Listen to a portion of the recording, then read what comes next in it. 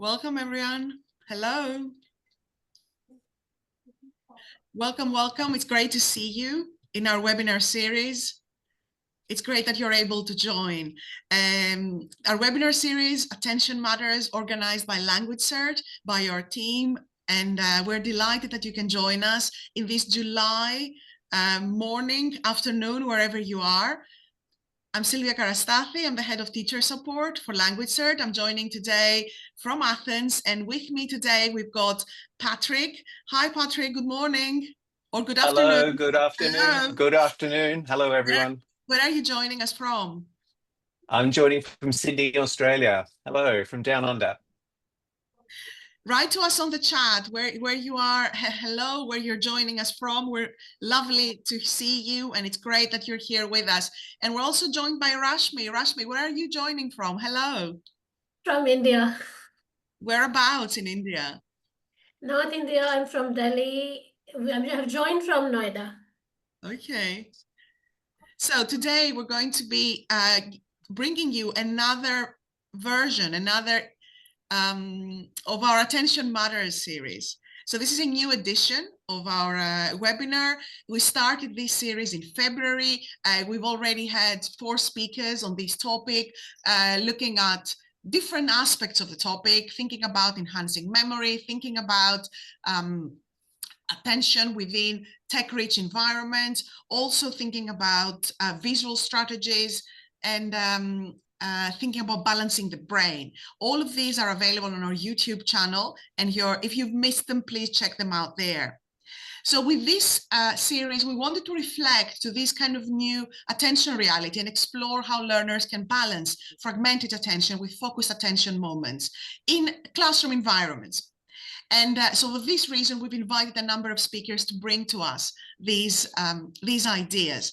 Today, we are addressing the topic from a different dimension, and I'm very particularly excited about this because we've got a great tradition of this kind of teaching within my community, within the Greek teachers community. It's an important topic, and we're listening closely to what educators are witnessing in their day-to-day practice, and we want to bring activities, but also insights that can help them with their teaching. So in this webinar with Patrick, who is a seasoned expert in international education, English language teaching as well, he will unveil with us the transformative power of drama in language education. We will look at innovative drama techniques and specifically process drama, which I'm very interested to hear about. And we will see how these dramatic engagements in English language with English language learners can lead to more profound and memorable learning experiences, hence also raising that kind of attention that we're thinking about. So here we are, we're ready to start. I'm ready to welcome Patrick, and thank you all for joining. Good morning, good afternoon, wherever you are. Patrick, over to you. Rashmi will lead with a Q&A after the session, and she will be asking you questions. Thank you, Sylvia, and thank you, Rashmi, for your support as well. And how awesome to see where everyone is tuning in from today. So I've been watching the chat and seeing that we've got people calling in from near and far. So thank you for giving us an hour of your time today. And I can't wait to share with you a little bit of my story, but also a lot about drama and English language teaching. Sylvia gave a great introduction there, talking about the power of drama and the transformative power of using drama in the classroom. And I'm coming from the perspective of an English language teacher. I'm an English language and drama high school teacher by trade, but I've taught English through drama in Japan for many years, and also in the Netherlands and the United States. I recently completed a PhD in specializing in using drama for English language learning, and I'm going to share a little bit with you about some techniques that you can immediately use in your classrooms, whether it's a test preparation program, or whether it's a general English program, or whether it's a university academic English program. So I'm hoping you'll have some good takeaways from today. We'll be having some time for questions throughout the presentation, throughout the webinar. So do jump in and put your questions in the Q&A, and we'll endeavour to get to all of the questions between Rashmi and myself. So just very quickly, what we're going to cover. Hopefully, you get some drama techniques that you can take away. But I also want you to kind of start to think about why drama is so powerful. Why does it give students these epiphanies or these transformative experiences, and how does that impact their language learning? And also, I want you to have a little bit of fun as well. I mean, drama is experiential, so we're going to experience some of the techniques, which, as you can see, some can be done virtually using webinar style, but many drama techniques really need to be done physically in the classroom. So I'm hoping you can translate some of the exercises we're doing into your classroom. But first, I want to know about you. So we're going to do a quick poll. Anna's going to open up the poll now, and I'd like you to just pop into the poll.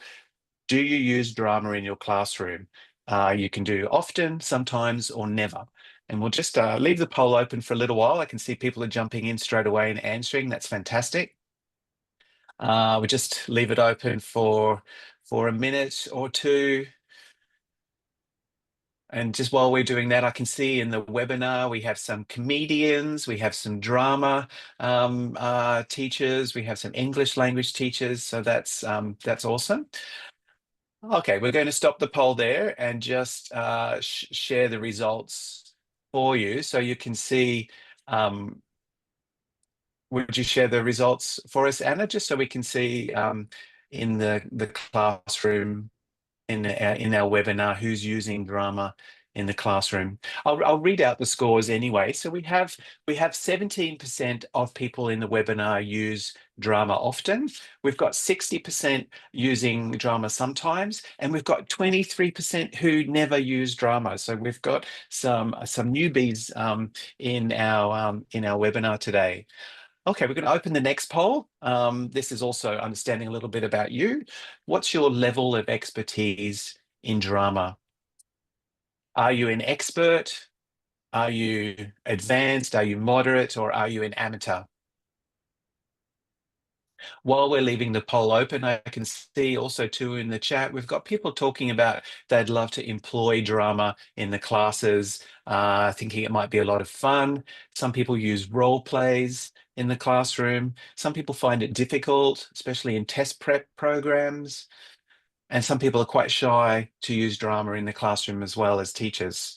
So that's interesting. We've got some people experimenting with arts-based pedagogy as well, which is fantastic, and soft skills training. And we're going to end the poll there. And I'll share the results.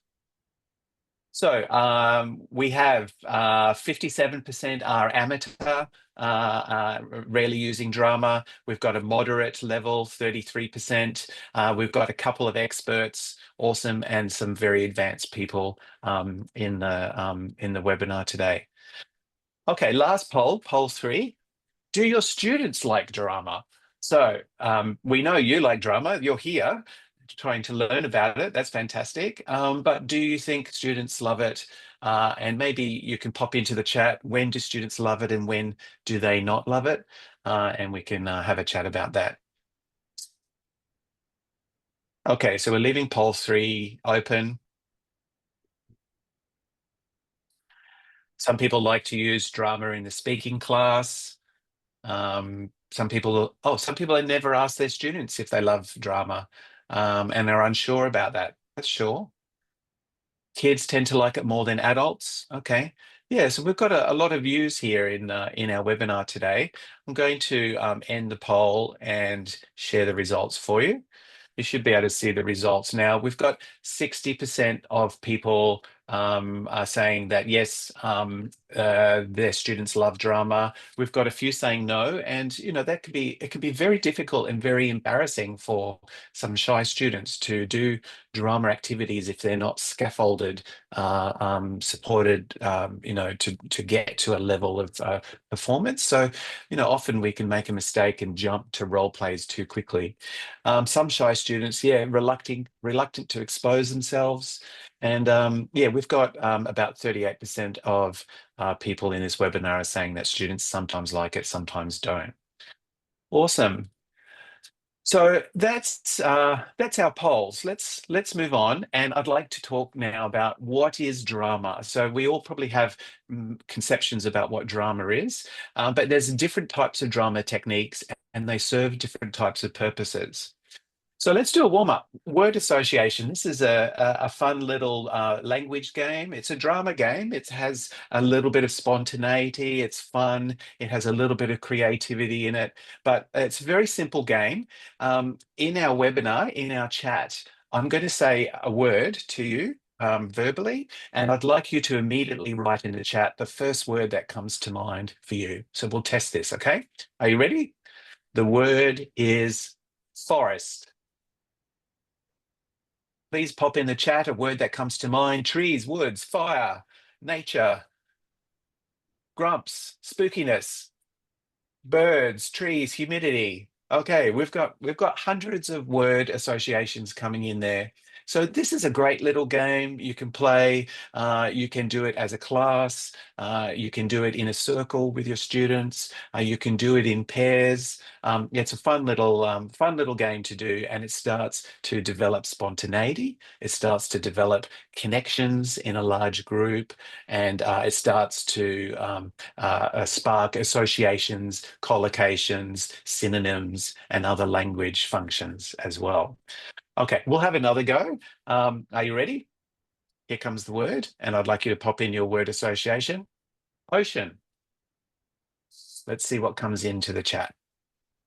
Sea, fish, boat, water, calmness, mermaid. Oh, mermaid, I like that. Whales, sickness, summer, sharks.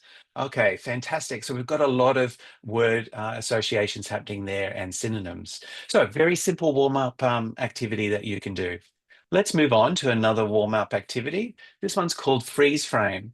Now, I can't see all of you, but I know that you can see me and you can see Rashmi. So we're going to do this together, but I want everyone to play along no matter where you are tuning in from. If you're calling in from a classroom or from home or from the office, I'd like you to play this game with us. It's called freeze frame or tableau. It's very simple. I will say a sentence and you just have to make a frozen picture that shows that sentence. Okay, are you ready? Are you ready, Rashmi? Okay, so the first sentence is waiting for a bus in the rain. So I'd like everyone to make a freeze frame that shows that. Oh, I think Rashmi's not on screen, but I'll do it anyway. So a freeze frame for waiting for the bus in the rain might be like this. Are you all doing it? Do you all look do you all look silly in your office, I imagine? Okay, relax. Okay, so that's freeze frame. Now, freeze frames are really great for including everybody, no matter what their English language level is in the classroom. Everyone can do an action. So it's a great introductory exercise. You physically pose, you can make the sentences complicated. For example, show me a eureka moment. That might be. Or you can make them very simple just with one word. So this is very good for demonstrating physical expression and also, most importantly, starting to scaffold the types of activities that you want students to do when they get to the drama. Because often teachers, and this is the biggest mistake that we make, we jump straight into a role play with students. We give them a script with an A, B, A, B, A, B, and we say, go for it, do the role play. And often that can lead to failure. Students can get embarrassed, they can be too shy, they can make mistakes, and it doesn't work. So we have to scaffold, like we would scaffold any other language activity in the classroom. We have to scaffold it slowly with language games and warm-ups. So these are very important part of the drama activities. Now, this one is a bit of an odd one to do because we are all in our rooms by ourselves, but it's called Soundscape. It's a great group collective activity to do. You might, for example, decide to choose a soundscape of you're alone in a house at night. So let's say that's the soundscape. What sounds might you hear in the house at night. So you ask all the students in your class to do the sounds. They make the sounds. It might be, or it might be clicking their fingers, or it might be boo, or it might be squeak of a mouse. They can make all sorts of sounds, and you do this together.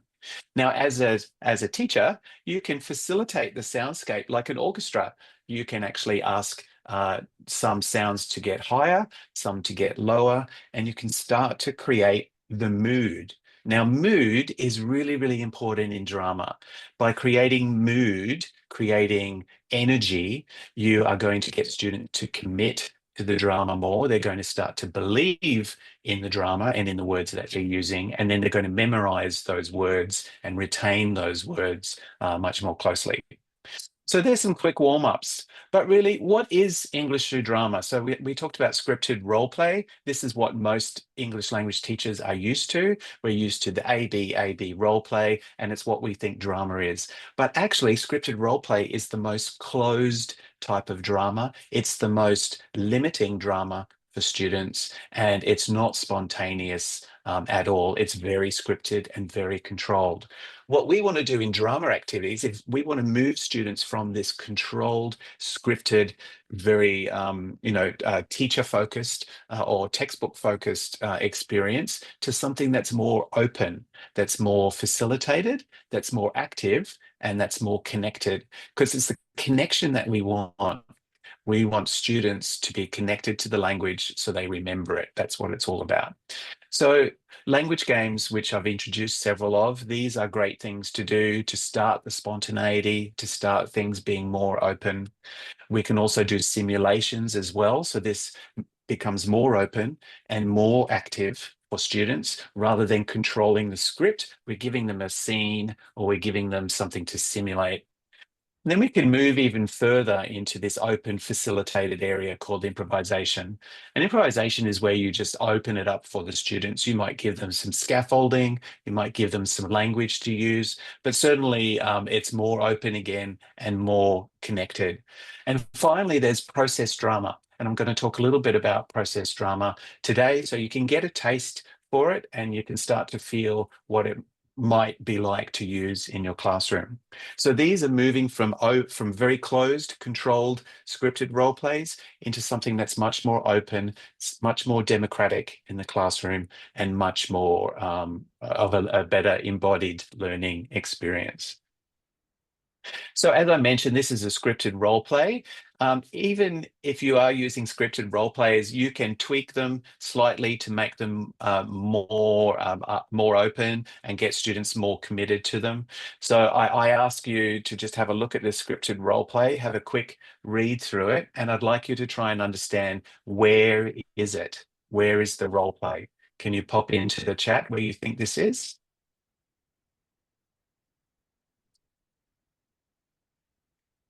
Okay, someone's saying it's in the workplace. Where in the workplace?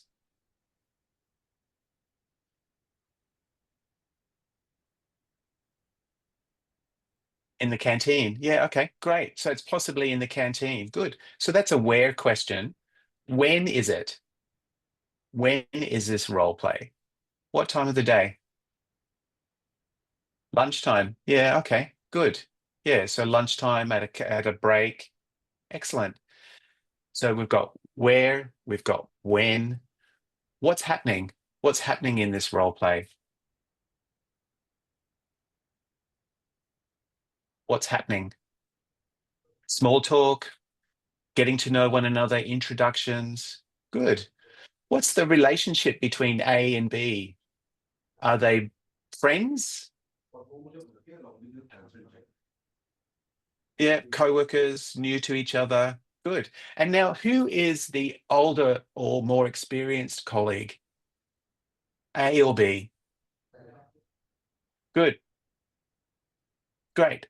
So these are some Socratic questions that you can ask to build who, where, when, what, and why for a scripted role play. You can also take gap fills. You can take words out of the role play, so students have to put words into the role play, and then you can change the scenarios. So let's change this scenario very quickly to increase the tension.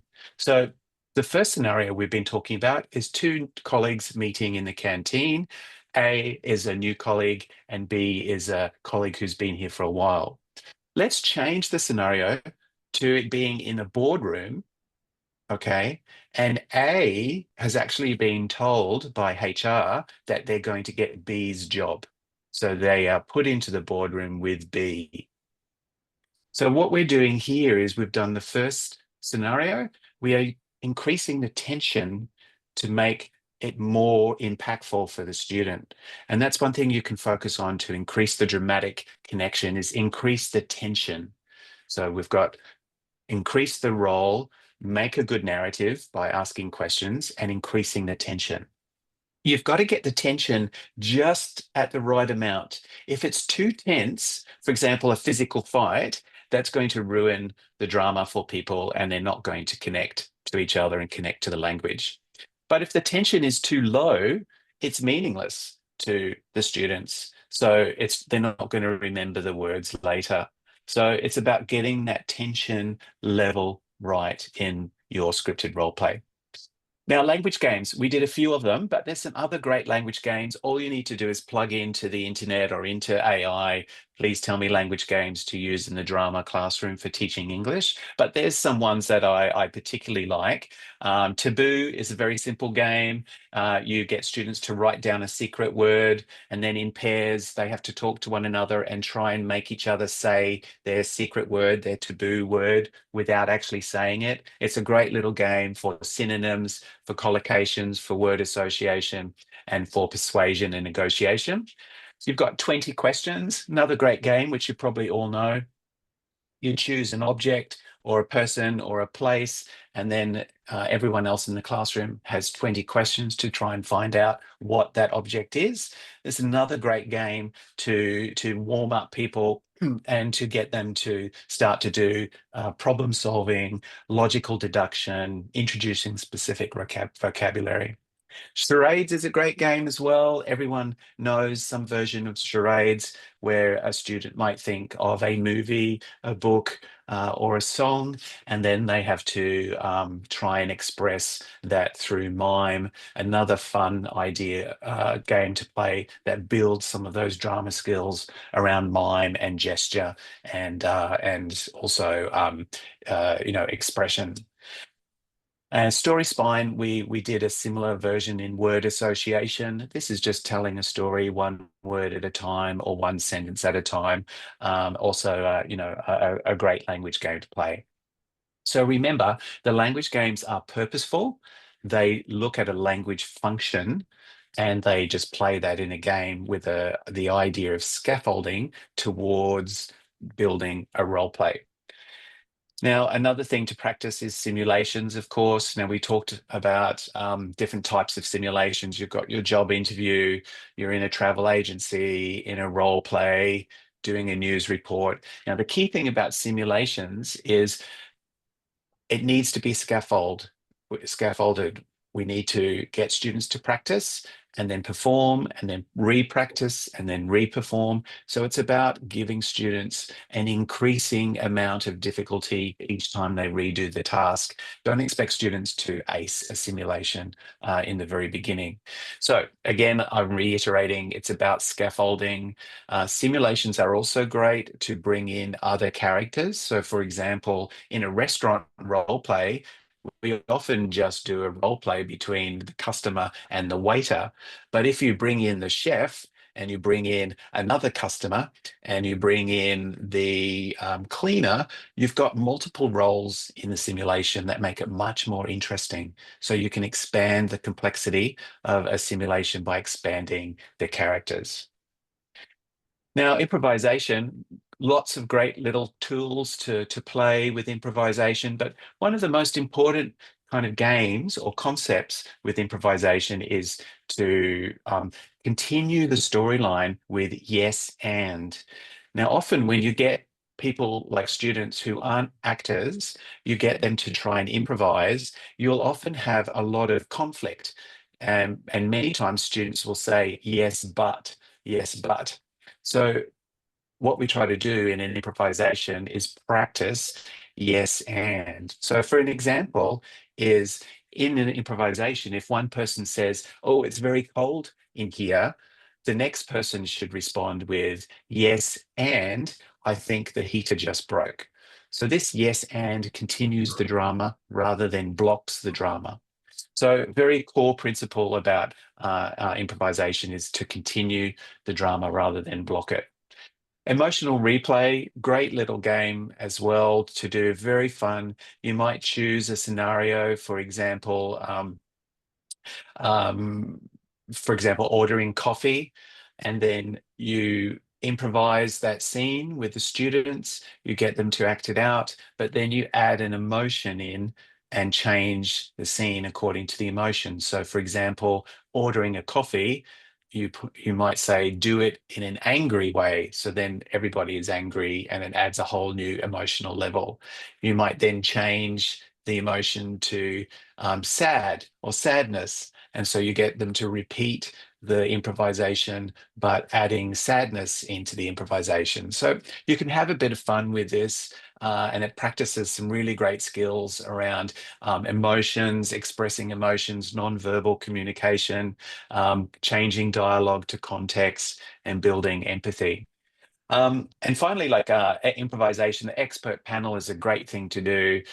This is where you assign a group of students to the role of experts and they can research stuff, but you give it a twist. Instead of asking them to research something serious, you ask them to research something ridiculous. For example, you might give them a topic of, please present as experts on the aerodynamics of a plane made by spaghetti. So you increase the tension and increase the spontaneity and the creativity by making it slightly ridiculous. So there's a whole bunch of great improvisation activities that you can do. So I'm just going to pause there for a moment, and we have an opportunity for some questions. And I see people are kind of throwing stuff in the chat, which is fantastic. Thank you. If you wanted to add any questions into the Q&A, now's the time to do it. And yeah, I'll just open a little minute for some questions, things that have come to mind so far before we move on to the next section.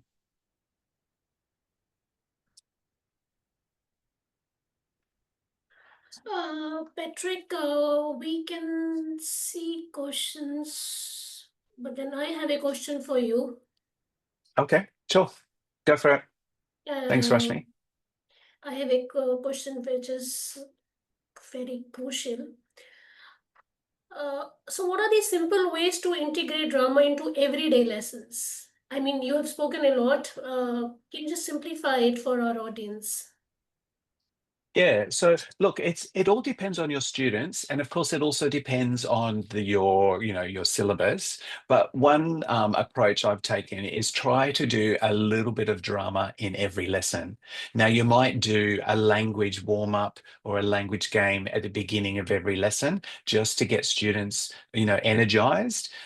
You might do a language game in the middle of a lesson to change the tone and re-energize the students, or to break up some of your more structured activities. I also try to do at least one role play, in every second lesson or every week. And I've also seen it being done very well where if you've got a week's worth of classes, every 5 lessons on a Friday afternoon, for example, you're doing a 1 or 2 hour workshop that looks at drama and looks at expression. So there's lots of ways that you can do it. Sometimes you have to do what I call stealth drama, which is you don't tell the students that it's drama, you just do it. So you might, use little activities and pepper them in throughout your program, and you don't necessarily need to say to students, now we're going to do drama. So that's stealth drama. Okay, thank you. Um, Thank you so much for that. There is a question which is yeah, continuation sure. of this. Will it work? Will it work the same with adults? I mean, that's the logical Very good continuation of question. what you have Yeah. said. Yeah, so is drama good for adults? Look, I've done drama with kids who are 2.5 years old, right up to adults who are, 65 and 70. I think everyone loves play and everyone has a creativity as part of them. So I think it works just as well for adults. You just have different approaches that are required. Many adults, especially second language learners, need to go through very structured steps and scaffolding so that they feel comfortable doing a role play in front of other students. So you just have to be mindful about your students. You have to try things and test things. And if they work, you go a little bit further. If they don't work, you try it again in a different way. So yes, drama can be used in test prep programs for kids, for adults. I think it's a very versatile tool. And the best thing about drama is once you've learned a few games or a few techniques, it's all in your head as a teacher. So you have minimal preparation time. You don't need to prepare any worksheets, and you can just jump right in and use it on the fly as you see fit. Okay, some Thank great you so questions. We'll try. much. Thanks, And last Rashmi. question before we move to the next slide. Yes. Difference between drama and play. I think that we'll take remaining questions later, but I think it's Mm. good if you answer. Difference Yeah, no, between good, drama good. and play. Good question. Yeah, look, play is very unstructured, and play has a lot of free connotations to it. There's not really a goal or an outcome with play. However, drama has a purpose. So drama is either to connect with somebody, to perform, or in the case of process drama, there's no performance. It's all about the actual learning journey that students are going through. So yeah, drama has a purpose, drama has an audience, play doesn't necessarily have an audience. But play is at the core of all drama, I reckon. Yeah. Thank you. Thank you so much. No worries. We'll come back to those other questions in a moment. So what is process drama? So I talked about process drama being the most open, the most facilitated, the most embodied and the most connected form of drama. So we're going to explore what process drama is and look at some of its elements. So process drama is a dramatic elsewhere. It's creating a story and a journey with your students and taking them on that journey in character. Often it's conducted over multiple weeks or multiple sessions. And it's used to actually explore a specific theme and a specific challenge that interests your students.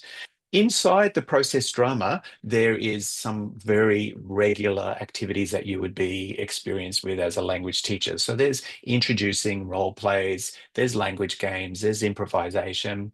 But the ultimate goal of a process drama is to explore an issue and a challenge together with the students.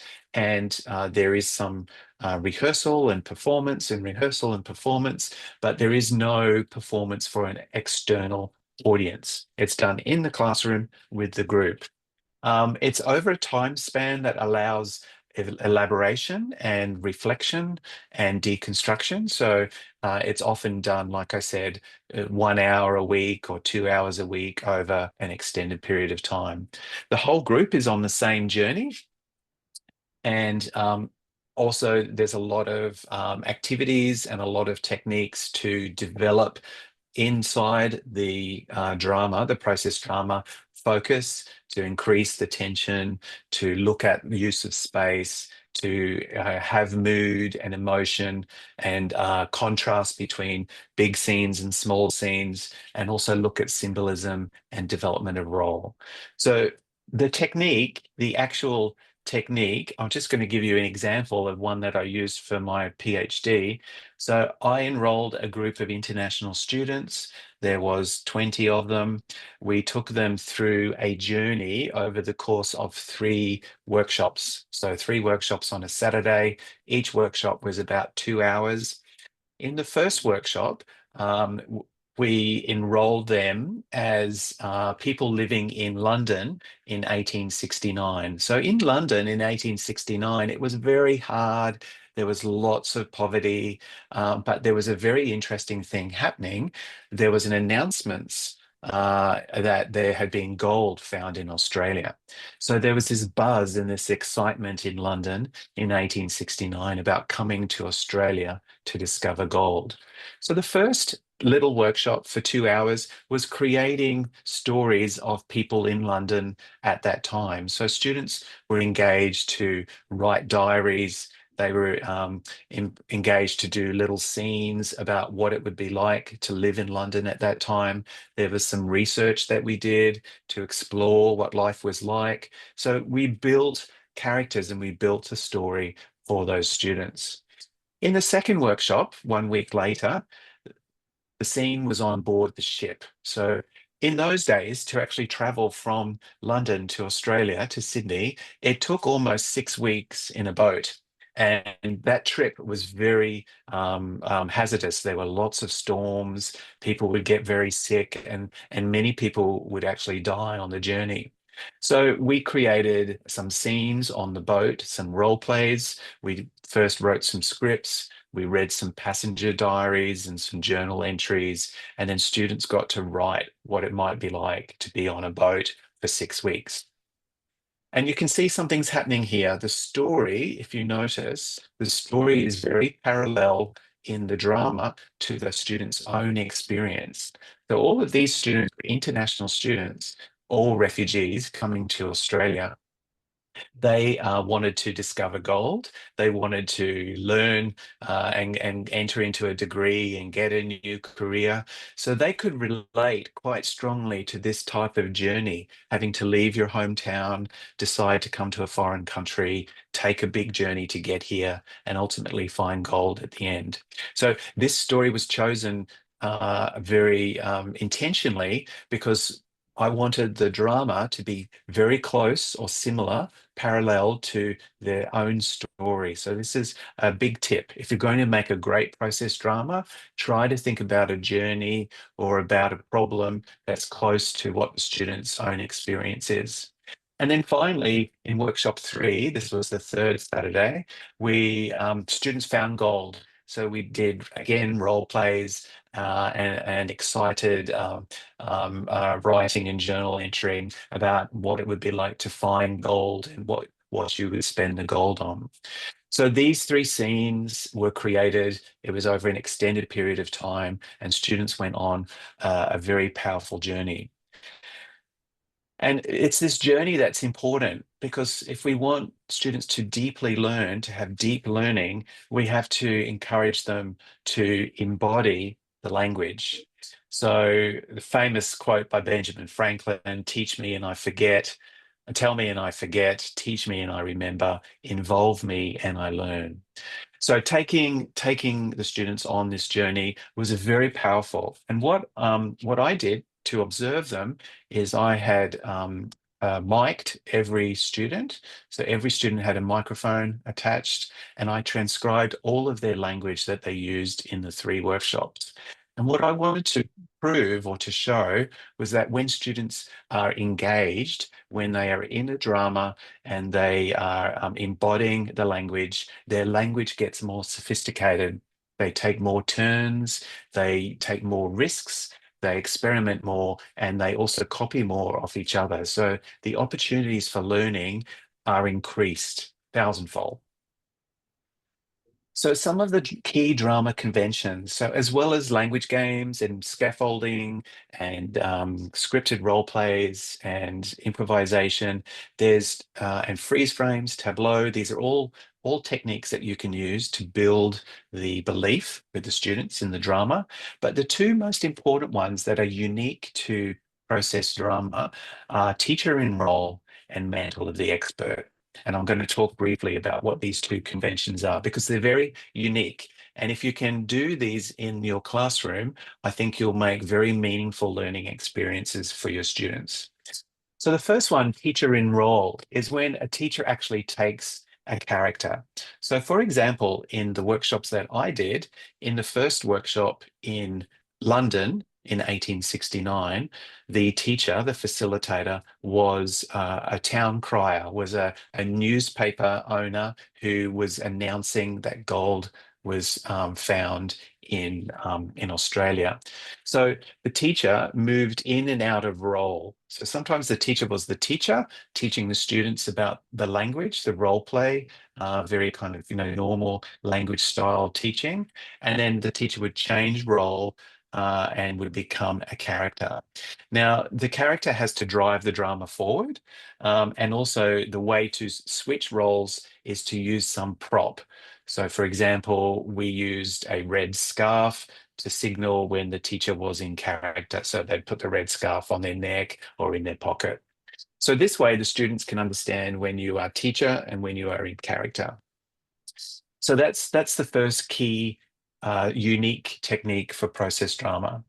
The second technique is called mantle of the expert, and that's when the teacher hands over the character or the role of an expert to the students and makes the teacher's role less. So this is very important in democratizing the classroom. You know, as teachers, we often become, you know, the expert, the holder of knowledge, and this actually is very important. But also what happens is if we do this all the time, we are making the students' power become less. We are disempowering the students' agency for their own learning. So by giving them the mantle of the expert, you know, and a mantle is like a cape, we are giving them the role of the expert, and we are readdressing some of that power imbalance in the classroom. So this is, you know, for example, in the workshop about coming to Australia to find gold, the character that the teacher took in workshop 2 when they were at sea, the teacher took the character of a sick passenger. So by making their character lower as a sick passenger, they gave agency to the other students to look after that sick passenger and to take control of the drama. So that's a great little kind of tip to readdress the agency in your classroom. So we're going to just very quickly, if you can just pop into the chat, what ideas are coming to mind as you're thinking about teacher in role or mantle of the expert? Is there anything that comes to mind on how you might be able to incorporate them into your classroom? Sorry, yes, spelling mistake there. It is mantle, M-A-N-T-L-E. Thank you. Mantle is a cape or something we put on our shoulders. Okay, so someone's suggesting they could use accessories. I'm making a Cluedo-like case. Yeah, so solving a case together like a murder mystery. Awesome. People are deciding to use it in narrative text or as a director. Posters, making posters, great. So good. These are all fantastic ideas on how you might use teacher in role. Yeah. Okay. People are using their bodies, talking about adopting some of these activities with their bodies. Awesome. Living exhibitions. Okay, great. A problem-solving matter. Awesome. So that's really cool that you're starting to kind of think that way, and I do encourage you to try and use some of these techniques, because as Dorothy Heckett says, and Dorothy Heckett's one of the main contributors to process drama in education, education should be related with transformation rather than information only. And I think if we can be transformative as teachers, and if we can create epiphany moments or eureka moments for students, even if they're finding gold in the classroom or they're learning a new activity, I think our teaching is going to be very transformational and therefore much more powerful. So how does drama work? So this is the last section of our webinar today, and I just wanted to talk a little bit about what happens in our brains or what happens with students when they're using drama. So why does it work? What did I find from my research about what happens to students' language when they're in dramatic engagement? So there's three main things that are catalysts or that are absolutely necessary for transformation. One is metacognition. And of course, many of you will know that metacognition is about talking about language learning, thinking about the way that we learn language and making that very explicit in the classroom. So this is one key element that's an important catalyst for transformation. The second one is meta emotion. So this is talking more about emotions in the classroom, getting students to recognize what types of emotions they're feeling and talk about those emotions. This is a very important element that's required for transformation. And then the third key element is metaxis. And this is a term taken from acting, from drama, that means to exist in two worlds at one time. So it's important to talk to students about the roles that they take and their experience in the drama as the character or as the actor, and get them to start to understand they're operating in different roles at the same time. They're living in two worlds at once, the world of the classroom and the world of the drama. Now, if you can encourage conversation about these three things and build understanding in students about what these things are, they are more likely to have a transformative experience. And of course, as I mentioned, we've got to explore tension, we've got to create roles, and we've got to keep a good story, a good narrative going. So what happens to the language? Well, this is what was shown in my research. So as students get more dramatic, as they get more connected to the drama, and as they have more of a character experience and experience the drama in their bodies, things start to happen with the language. Cycles of interaction start to speed up. So students are having more interaction between one another and the teacher, and this gives more opportunity for language use. Also, what happens is they start to use more linguistic devices. They start to change between roles. They start to change between tasks very quickly and more often. They start to explore different tangents, different stories, different narratives, and this gives them a sense of exploring different language and having different linguistic opportunities. An interesting thing starts to happen as well. Students become more curious. And interestingly, because they have a mask and they're taking a role, they actually take more risks. So this is a little counterintuitive to what we think. Some people think that we shouldn't do drama because for shy people, because it's going to make them more shy. But actually, when you are in a character in the drama, some students or most students actually take more risks. So it can bring a shy student out of their shell because they're not themselves. They are pretending to be somebody else. Now, this is an important concept because it allows students to make more mistakes. And guess what? What's the best way to learn a language? To make a mistake and realize and correct the mistake. So often we don't explore mistakes enough, I think, in our language learning classrooms, and drama really allows students to do that in a safe and controlled way, because if they make a mistake as a character, they can just say, that wasn't my fault, I was just being the character.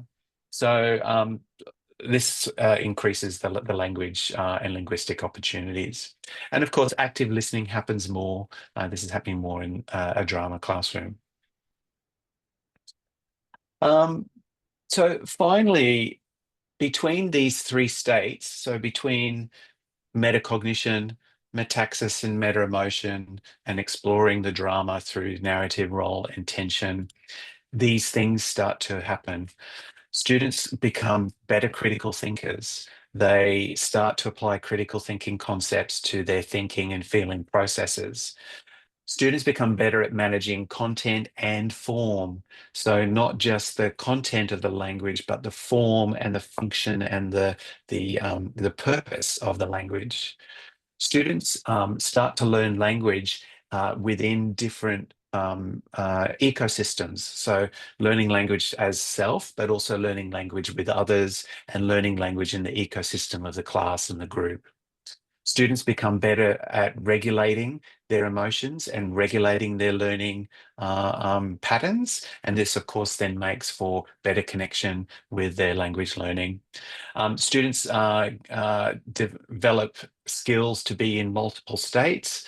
They learn that they can be in the one classroom, they can be an actor, a director, a student, a teacher, a learner. So students become used to changing roles. And finally, students start to develop motivation and curiosity. And we all know that that's kind of a really important thing to be a good learner. And finally, this concept of distance, I started to talk a little bit about that in talking about the parallel stories between the students coming to Australia to study and find gold, and the journey of the passengers in London coming to Australia to find gold. That distance is something that's very important. We can't make it too far, too big a distance, otherwise students are not engaged. And we also can't make it too close to their real world because students might become traumatized.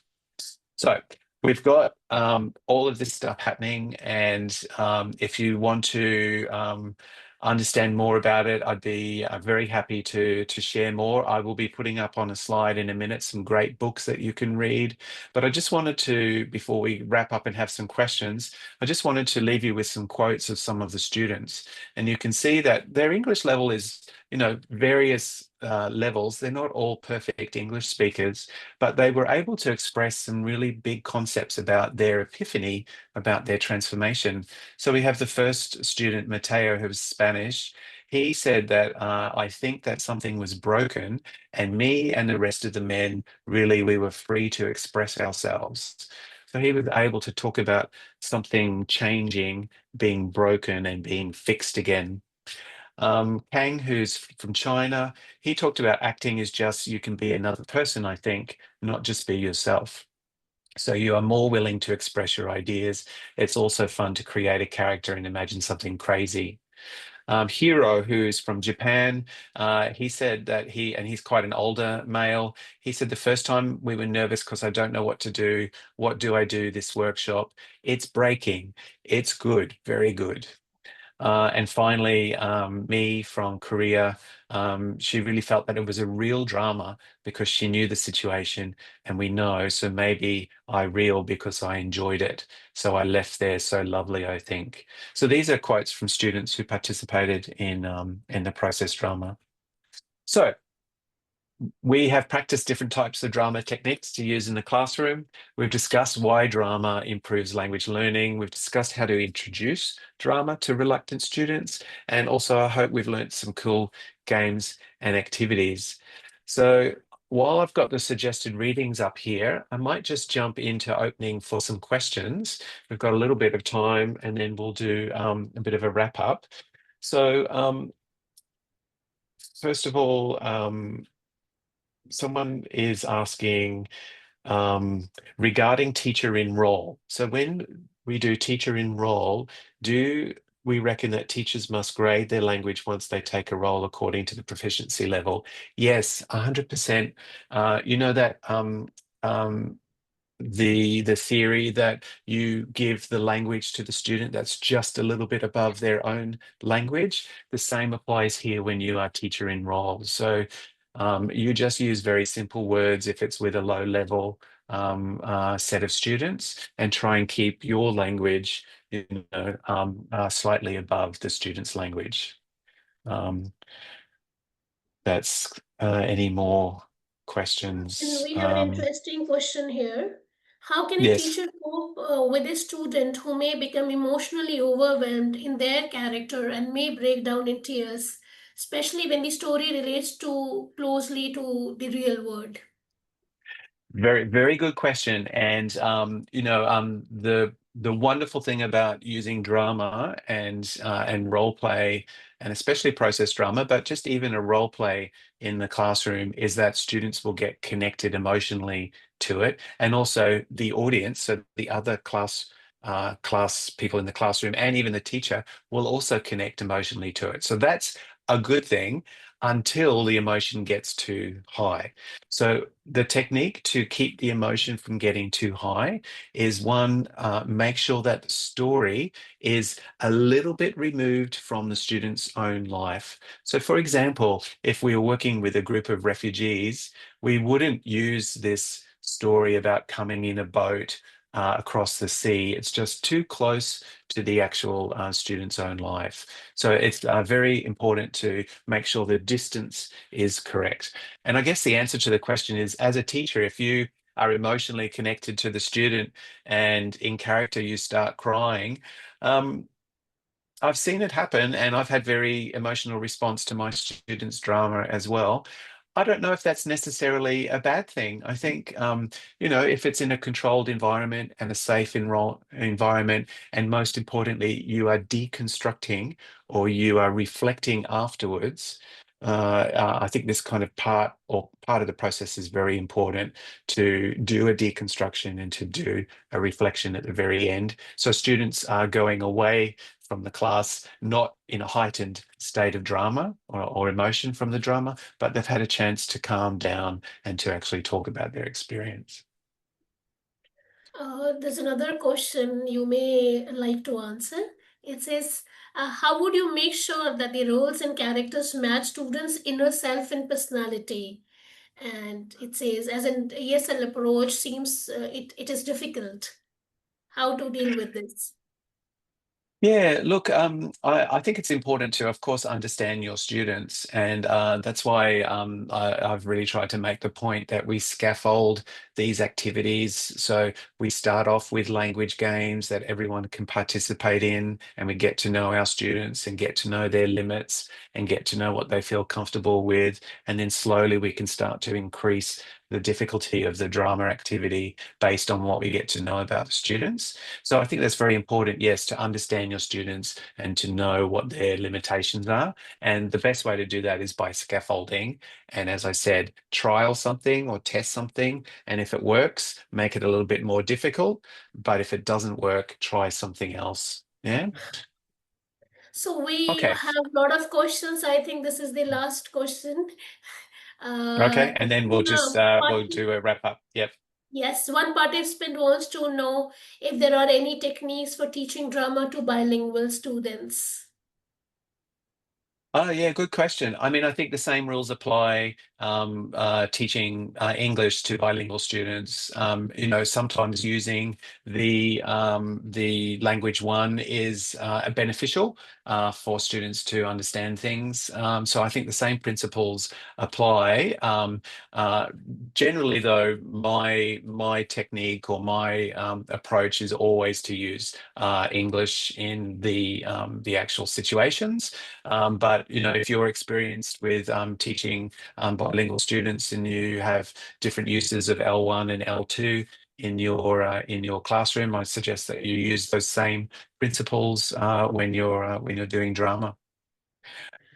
Thank you so Okay, so much, we're just Dr. Patrick. thank you. That Yes, was thank you. Got very some good insightful, very questions. interesting session. Thank you. Yeah. So, of course, Language Cert for teachers, we're here for you. We have some amazing webinars that are available 24/7 every day of the year on our YouTube channel. Would love for you to check it out and see what's there and catch up if you haven't attended the webinars of the past.